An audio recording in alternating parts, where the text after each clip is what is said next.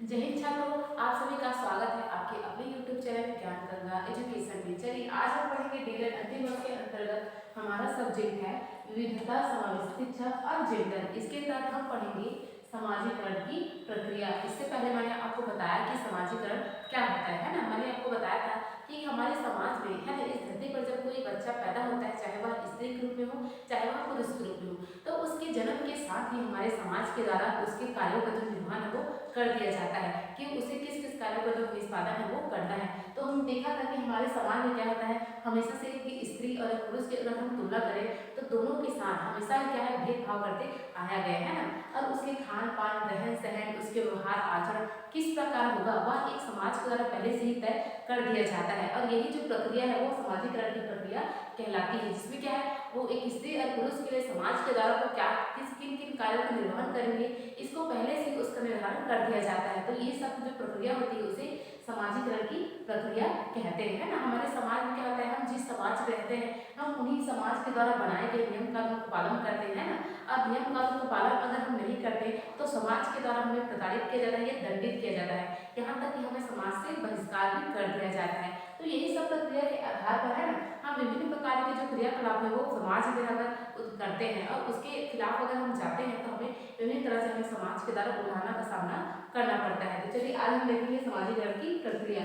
Ruth Hartley के अनुसार समाजीकरण 4 प्रक्रियाओं के द्वारा होता है ना। रूथ हार्टले जी ने कहा है कि जो समाजीकरण की जो प्रक्रिया होती है वह 4 चरणों में होती है। पहला है छल योजन, दूसरा है धाराबद्धता, तीसरा है मौखिक संदेश और चौथा है कार्यों से पहचान। तो इन चारों को हम डिटेल से पढ़ेंगे है ना। जो रूथ हार्टले जी ने इन्होंने बताया था कि हमारे समाज में जो विभिन्न प्रकार के जो क्रियाकलाप होते हैं ना, जो समाजीकरण की जो प्रक्रिया होती है वो मुख्य रूप से 4 प्रक्रियाओं से होकर गुजरती है। तो ये हम इसमें देखा जाए तो हमारे समाज में विभिन्न नियम कानून बनाए जाते हैं, वो एक मनुष्य द्वारा ही बनाए जाते हैं ना। तो उसमें क्या होता है, उस जो नियम कानून बनाए जाते हैं उसी के आधार पर हमारी जो समाजीकरण की जो प्रक्रिया होती है वो उसमें निरंतर चलती जाती है और उसी प्रक्रिया के आधार पर हम समाज में रहकर अपने जो जीवन का निर्वाह है वो करते हैं ना। और उसमें रहकर हम हमारे लिए जो समाज में जो नियम कार्य कानून बनाए गए हैं उसी के आधार पर है ना हम अपने कार्यों का जो निष्पादन है वो समाज में रहकर हम उसको पूरा करते हैं। अगर हम समाज के विरुद्ध गए तो समाज हमें दंडित या प्रताड़ित करती है।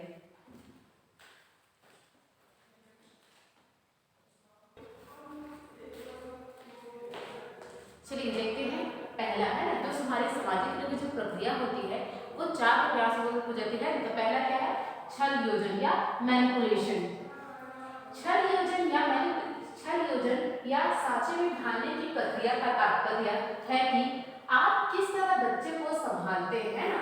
छल योजन या साँचे में ढालने की जो प्रक्रिया होती है, मतलब हम देखते हैं, हम किसी परिवार में देखते हैं कि वो अपने बच्चे का जो लालन पालन है वो किस प्रकार कर रहे हैं। तो ये क्या है, वो उसी को है छल योजन, अर्थात उसका जो पालन पोषण है ना, जो साँचे में ढालने की जो प्रक्रिया है वह किस तरह बच्चों को वहाँ पर पालन पोषण किया जाता है।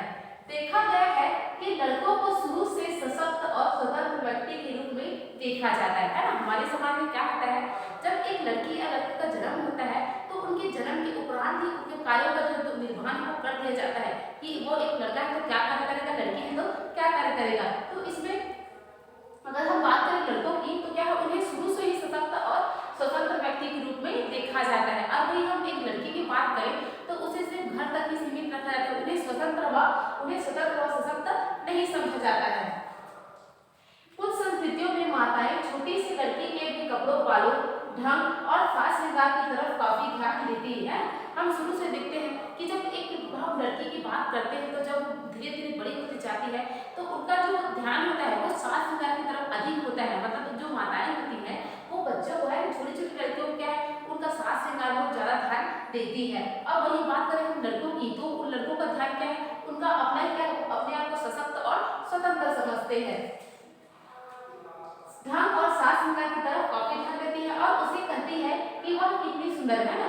मतलब हम लड़की की बात करें तो क्या होता है, उसका जब ध्यान होता है श्रृंगार की तरफ, घर के घरेलू काम काज की तरफ है ना, उसी तरफ उसका ध्यान क्या है, उन्हीं तरफ ध्यान उसका किया जाता है ताकि वो लड़की क्या करे, वो धीरे धीरे बड़ी होती जाए और अपने आप जो साज श्रृंगार में ध्यान दे, घरेलू काम में ध्यान दे। तो इस तरह क्या है, हम जिस माहौल में बच्चों का जो पालन पोषण करते हैं, किस तरह हम उसे संभालते हैं, तो वो भी क्या है बच्चे के जो विकास में महत्वपूर्ण रोल निभाता है कि वो बच्चा किस तरह, उसका विकास किस माहौल में हो रहा है और उसका जो विकास है वो किस तरह हो रहा है। ये श्रृंगार की तरफ, या एक लड़की की बात करते हैं तो उसे श्रृंगार की तरफ ध्यान दिया जाता है और लड़कों को सशक्त व स्वतंत्र समझा जाता है। दूसरा देखते हैं धाराबद्धता। इसके अंतर्गत लड़के और लड़कियों का ध्यान विशेष चीजों या उनके खास पक्षों की ओर निर्देशित की जाती है ना। मैंने पहले इसी की तरह ये भी है ना धाराबद्धता, अर्थात इसमें क्या होता है, इसके अंतर्गत लड़के और लड़कियों का ध्यान उनके खास पक्षों की ओर निर्देशित की जाती है। मतलब क्या होता है, एक लड़के और लड़की के बीच जो ध्यान होता है, मतलब कि जो परिवार होता है उसका जो ध्यान होता है, मतलब लड़का क्या करता है, उसका जो ध्यान होता है ना वो बाहर जाता है और जो विभिन्न प्रकार के जो कठिन कार्य है वो करने की कोशिश करता है। अब वही हम बात करें लड़की की, लड़की के यहाँ घरेलू कार्य की ओर उसका ध्यान होता है और वो सास की तरफ भी अपना ध्यान देती है। इसके उदाहरण लड़कियों को खेलने के लिए गुड़िया, रसोई के बर्तन आदि देना, है ना। हम जनरली देखे हैं कि एक परिवार में क्या होता है कि एक लड़की को खेलने के लिए क्या है, गुड़िया, खिलौना या रसोई के बर्तन, ये सब चीजें उन्हें खिलाया जाता है ना, और उन्हीं के द्वारा वो शुरू से ही खेलते खेलते उनका जो ध्यान है उसी ओर लग जाता है ना। और लड़कों को बंदूक, कार और हवाई जहाज से खेलने के लिए प्रोत्साहन करना, है ना। लड़कियों को गुड़िया, कार, रसोई के बर्तन, गुड़िया, रसोई के बर्तन, ये सब खेलने के लिए दिया जाता है। अगर हम बात करें भी लड़कों की तो उन्हें बंदूक, कार, हवाई जहाज, है ना, ये सब इत्यादि चीजें उन्हें खेलने के लिए दिया जाता है। तो इस तरह क्या है, उन्हें अलग अलग बर्ताव किया जाता है, चाहे उनका पोषण भी हो, सास निकाल हो, या लड़कों को क्या है विभिन्न तरह की जो कार, बंदूक, ये सब खेलने के लिए दिया हो।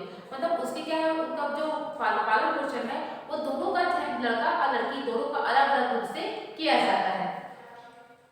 इस तरह अलग अलग बर्ताव से लड़के और लड़कियों की रुचियां एक खास दिशा की ओर धाराबद्ध होने लगती है। जाहिर सी बात है, अगर जिस दिशा में उसका क्या विकास किया जा रहा है तो उसी दिशा की ओर उसकी जो है दिशा, विकास की जो प्रक्रिया है एक निश्चित धारा की ओर धाराबद्ध होने लगती है। आगे चलकर उनकी योग्यताएं, आकांक्षाएं और सपने का विकास भी अलग अलग दिशाओं में होता रहता है ना।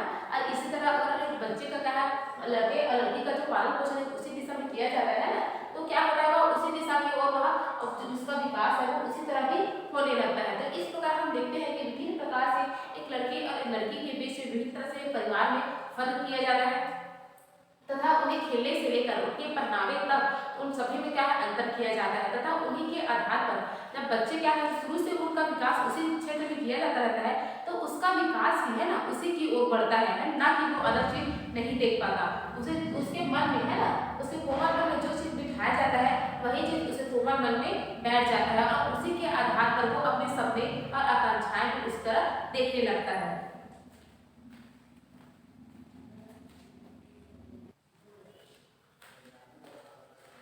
चलिए आगे देखते हैं तीसरा, मौखिक संदेश। देखिए एक लड़के और लड़की के लिए क्या है, मौखिक संदेश भी उन्हें अलग अलग प्रकार से उन्हें दिया जाता है। यह भी लड़के और लड़कियों के लिए अलग अलग होते हैं। मिसाल के लिए हम प्रायः लड़कियों से कहते हैं कि ओ बिटिया रानी तुम कितनी प्यारी लग रही हो, है ना। तो इस तरह क्या है, हम लड़कियों के लिए इस शब्द का इस्तेमाल करते हैं कि ओ बिटिया रानी तुम कितनी प्यारी लग रही हो। तो इस प्रकार से उन्हें क्या है, वो जो घर के लोग होते, सदस्य होते हैं, वो इस तरह से उन्हें संबोधित करते हैं, उन्हें मौखिक रूप से क्या संदेश देते हैं। तो उनका जो संदेश होता है मौखिक संदेश, वो भी एक लड़के और एक लड़की के लिए अलग अलग होता है। शोध अध्ययन बताते हैं कि ऐसी टिप्पणियों से लड़के और लड़कियों की स्व पहचान बनती है ना। और ये सभी टिप्पणी के बाद क्या होता है, वो जो लड़की और लड़कों के जो मन में होता है मन में क्या सोचते हैं वो कि मैं कितनी सुंदर लग रही हूँ, इस प्रकार से क्या है उसका जो सोच है वह उसी दिशा की ओर गतिशील होता है ना। अब आप सोचते हैं कि क्यों ना मैं मेकअप नहीं करूँ या सुंदर लगूँ। तो इस प्रकार क्या है, अगर उनमें मौखिक संदेश जो अलग अलग प्रकार से दिया जाता है तो उसी प्रकार से उसकी जो कोमल मन में उसी प्रकार वो बैठ जाता है और उसी प्रकार से उसका जो कार्य क्रियाकलाप है वो देखने को हमें मिलता है। तो इस प्रकार क्या करते हैं, लड़के और लड़कियों की जो स्व पहचान अपने आप में वो बनती है लोगों के मौखिक संदेश के द्वारा, है ना। वो क्या करते हैं, वो मुझे ऐसे इस तरह मुझे बोला जा रहा है, वो मुझे ऐसे बोलता है, तो क्या होता है उनके जो मन में वो जो चीज बैठ जाती है कि हमें सुंदर लगना है, कि हम और कितना सुंदर दिख सकते हैं। तो इस प्रकार क्या है, एक परिवार के द्वारा उन्हें मौखिक संदेश अलग अलग प्रकार से से दिया जाता है और लड़के और लड़की के लिए अलग अलग मौखिक संदेश का प्रयोग किया जाता है।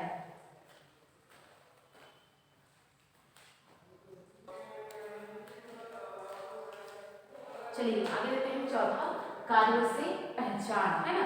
हम एक लड़के और लड़की की जो पहचान है ना, उनके कार्यों को देखकर भी हम कर सकते हैं। लड़के और लड़कियां बचपन से ही अपनी चारों पारंपरिक पुरुषोचित और स्त्रियोचित गतिविधियां होते देखते हैं ना।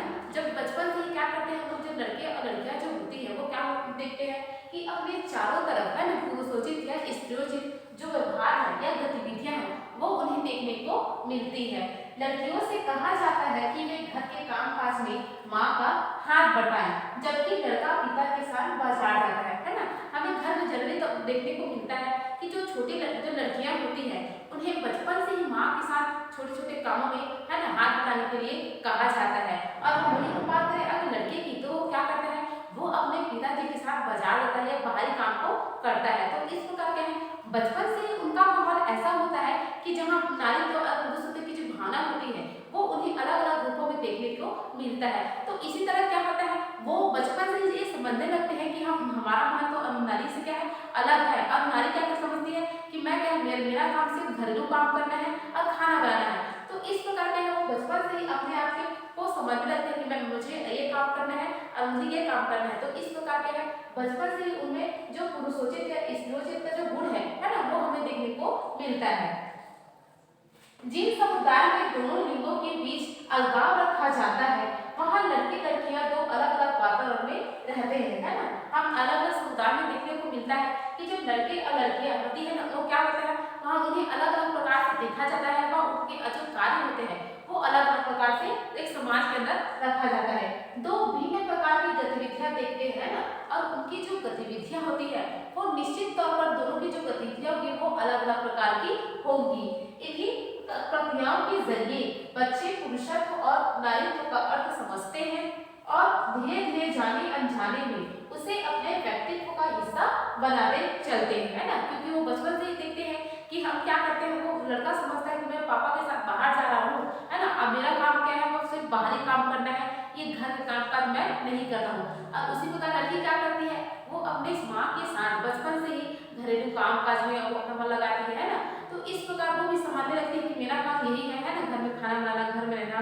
तो इस प्रकार क्या है, बचपन के माहौल में क्या है, बच्चे जिस तरह ढलते जाते हैं तो उसी प्रकार आगे भी उनका जो परवरिश है उसी प्रकार से देखने को मिलता है। और वो उसी तरह की उनके जो मन में वो भावना क्या है बैठ जाती है कि मुझे ये काम करना है और मुझे ये काम करना है। तो इस प्रकार क्या है, उनके जो कार्यों के द्वारा हम उसकी पहचान हम आसानी से कर सकते हैं कि लड़कियां है ना, वो बचपन से ही क्या करते हैं, अपनी जो विभिन्न तरह की जो परंपराएं हैं उन्हें देखते हैं कि पुरुष के साथ किस तरह व्यवहार किया जाता है और एक महिला के साथ किस प्रकार व्यवहार किया जाता है। तो हमारे समाज में है ना, वो बचपन से ही उन चीज का क्या है, चारों तरफ हमारे वातावरण देखने को मिलता है कि लोग क्या करते हैं, एक पुरुष को अलग महत्व देते हैं और एक महिला को अलग महत्व देते हैं। तो इस प्रकार बच्चों के क्या छोटे समय में क्या करते हैं, वो उस चीज को देखते जाते हैं, तो बड़े होकर भी वो उस तरह की जो व्यवहार है ना, गतिविधियां वो करने लगते हैं।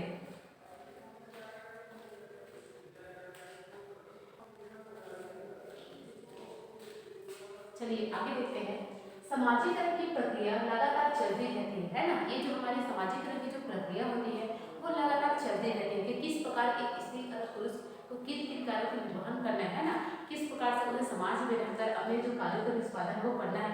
तो इस प्रकार की जो सामाजिकरण की जो प्रक्रिया होती है वो निरंतर चलती रहती है। बच्चों को यह जानकारी नहीं होती कि उन्हें किसी विशेष रूप में ढाला जा रहा है और वे इन भूमिकाओं को सीखते जाते हैं। जाहिर है कि जब एक छोटा बच्चा है ना अपने परिवार में विकास कर रहा होता है तो उसे यह पता नहीं होता है कि उन्हें क्या सिखाया जा रहा है क्या नहीं सिखाया जा रहा है। अब वह जिस परिस्थिति में रहता है वह उसी तरह का वो सीखने लगता है।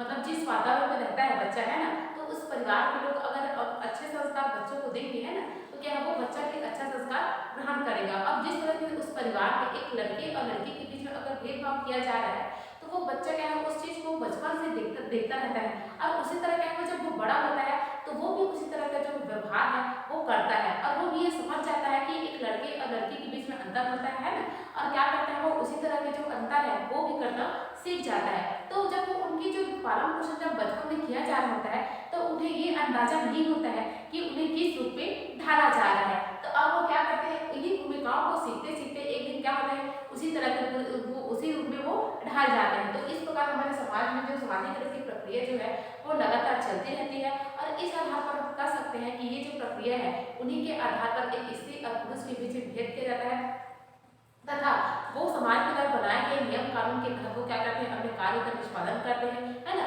और अगर वो उस समाज के बनाए गए नियम कानून के विरुद्ध जाते हैं तो उनके खिलाफ कड़ा एक्शन लिया जाता है या उन्हें समाज से बहिष्कृत भी कर दिया जाता है।